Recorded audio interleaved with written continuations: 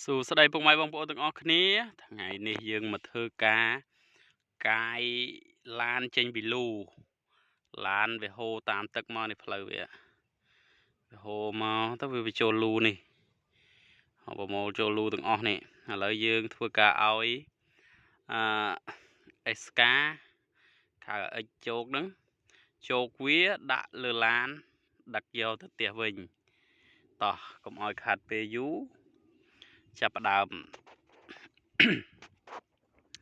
តោះឆេះexcavator នេះ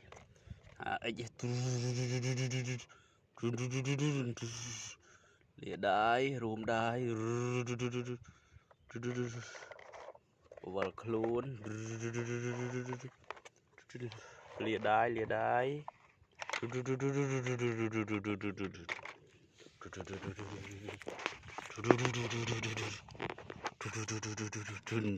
ោគមកយ៉ាជោគអត់ចង់រួចទេកំពុងតិចជោគអត់ចង់រួចទេទាញមកវិញជោគអាយ៉ូធ្ងន់របស់គេតោះជោគពីលើមកម្ដង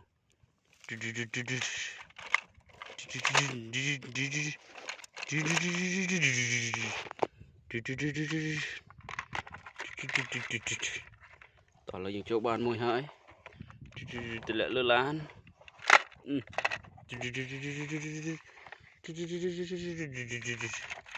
បញ្ចុកទៀតអូអត់ទេតពក់នេះមក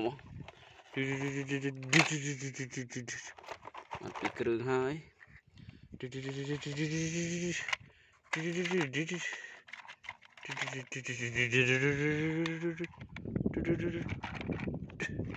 អូបាន3គ្រឿងហើយអូនេះនៅក្នុងរូងជ្រៅជាងគេបាទយកមែនតែន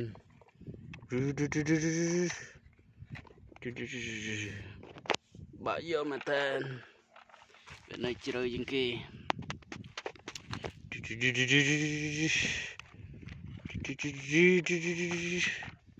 អូរួចហើយអូខេតោះយើងចាប់ផ្ដើមបើកយកទៅផ្ទះវិញ